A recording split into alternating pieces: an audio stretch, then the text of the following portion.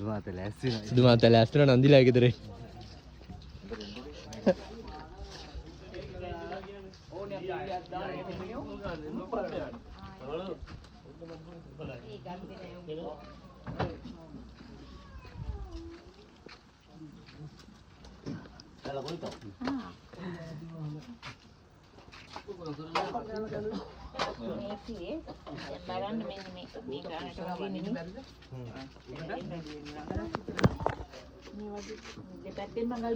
අර පොරෝගෙන බලන් ඉන්න අතරදී අපි එන්න බලන් ඉන්නේ.